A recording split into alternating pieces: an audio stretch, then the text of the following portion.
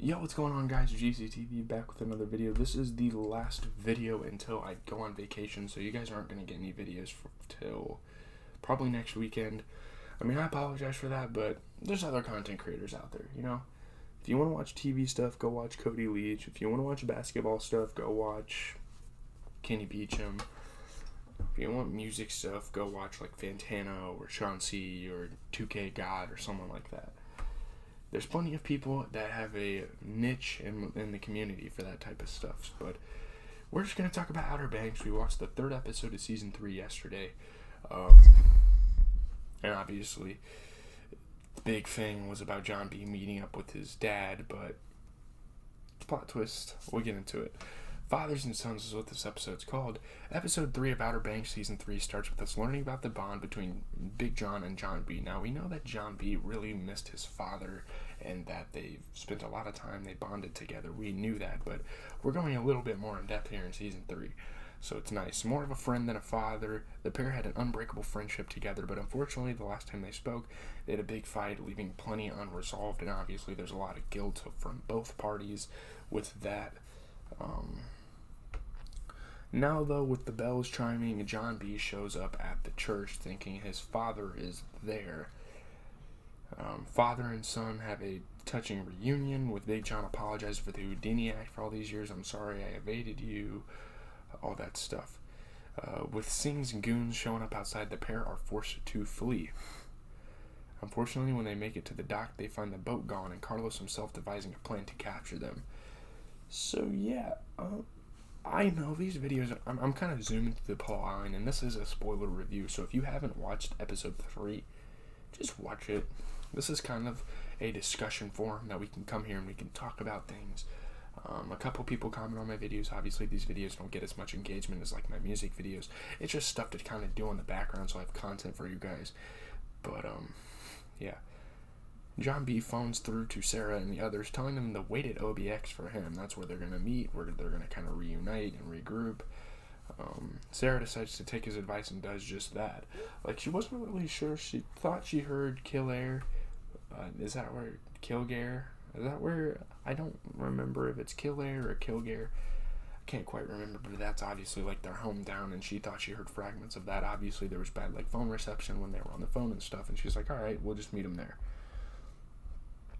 You know.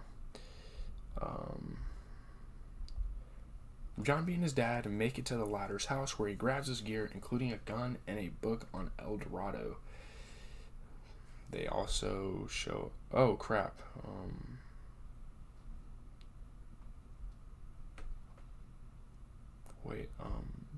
Yeah. When John B finds out his dad is working with Limber, he's not exactly pleased, but the pair do manage to get out and into downtown to kind of settle. They kind of get over that quickly. There, John shows up to see a guy called RJ, pulling a gun on him and getting his hands on the signpost of Orinoco. So there's like this relic. I think they showed it a little bit in the previous seasons. I don't really remember all that much. It's been a while since I don't know. It's been a while since I've watched the first couple of seasons, of course. But yeah, obviously that was a pretty important relic. Essentially, this statue, once they find the other half and put it together, at least, will show the location to the lost treasure of El Dorado, like X marks the spot type of thing. However, Singh arrives and wants to take a look around, and they're like hiding, they're like in this back room kind of listening in this whole time. As he does, questioning RJ the whole time, Big John and John B sneak out the window and make it into the alleyway. Unfortunately, they make too much noise and are heard, prompting a big chase to ensue, at least until they make it into the open water. They get on the boat, they drive away, and Singh tells his men to kind of hold off.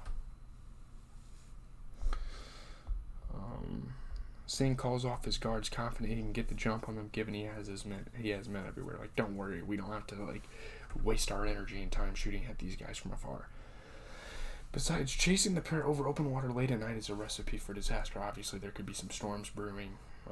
Out at sea, Big John points out how he ended up becoming Singh's prisoner at one point. Like, he was actually held captive at the house like Kiara and Rafe were. He didn't leave empty-handed, though, given the statue was actually Singh's, and while pretending to work with the guy, he took his chances and snuck off with the statue. So, yeah. Now it becomes clear that Singh is also after El Dorado's treasure, which is directly linked to the gold cross the kids uncovered last season. And that's kind of like the big storyline, the gold in El Dorado. The El Dorado treasure, I guess there's going to be like a relic or like a pot of gold for every season, which is kind of cool. I like the vibe of it. I think it's fun. This was on the San Jose, which was rumored to have found the treasure, and this statue is what guided them there. This is the big one, kid, Big John exclaims. This is for like all the marbles, apparently, you know? In Guadalupe, Ward wakes up and learns that Rafe isn't there. However, he does manage to get on a cruise ship after stealing an ID and a hat heading back home, so they're like residing in Guadalupe because apparently it's too hot back in Kil-Air.